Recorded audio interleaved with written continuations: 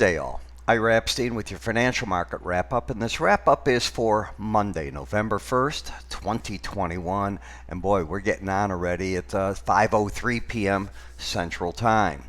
I'm still in Mexico, not intending to return for at least a week from the looks of it. I'm extending. It's so beautiful here, and it's so inexpensive. I can't begin to tell you how beautiful it is and great, and I've traveled a lot of places. But that's not what it's about.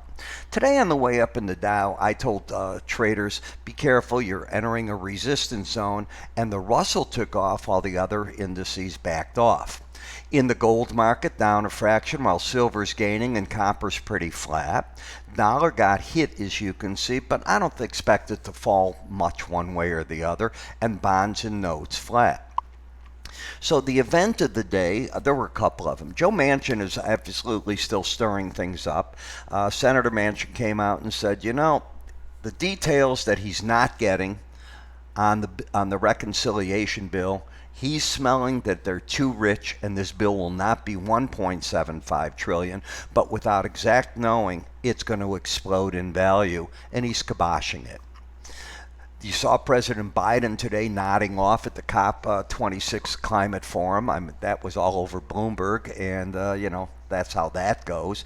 So what's really going on is the administration, the Biden administration, is misfiring on every single cylinder, yet the stock market, even though it's down a little tonight, gained very nicely and continues to go for highs. So you have a bit of a quandary there as to what to follow. Don't get caught up in the politics and the news. Get caught up on the chart action.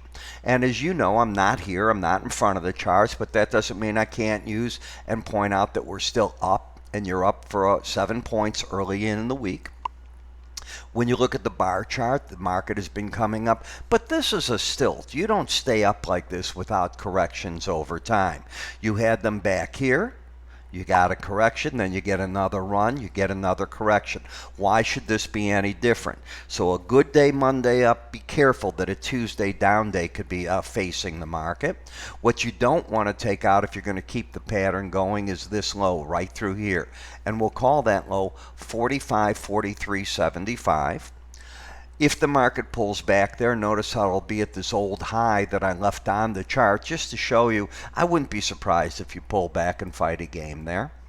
As for the Bollinger Band, do you have the power without something new to get this market up and going and to that band? And that's what I'm questioning.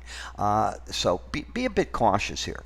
As long as you keep the embedded reading, which means the blue and the red numbers, which are the K and the D, right here, as you can see, these two, as I'm pointing them out for you, as long as they stay over 80, the market looks good. A close under 79 will mean that you want to correct down towards that 18-day average of closes, in my opinion.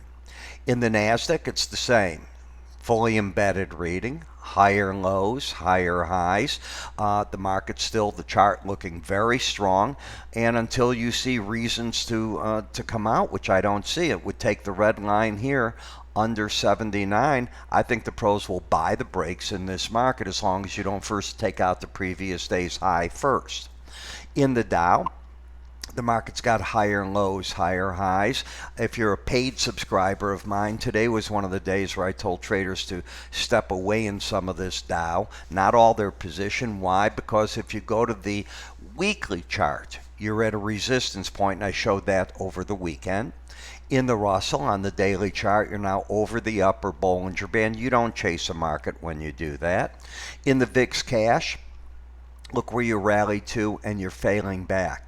And that is a move that went up towards, as you can see, that 100-day average and got thrown back to the 18. Next, excuse me there, 30-year bond.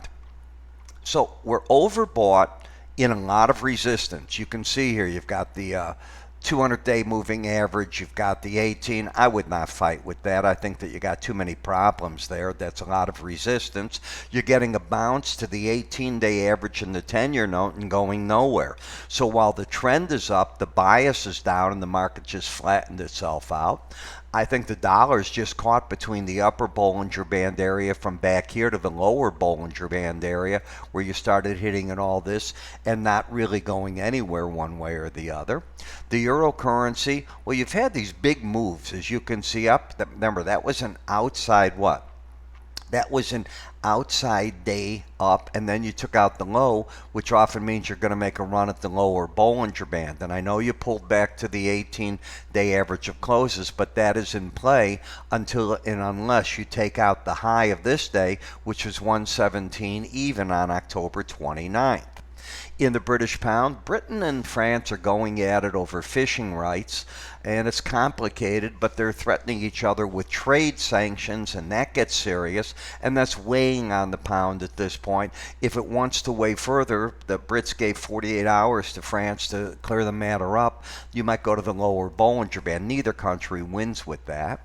In micro Bitcoin, battleground 18-day average of closes in the red. You have a pattern with lower highs, lower low, trying to stay under it. In the near term, the trend is down.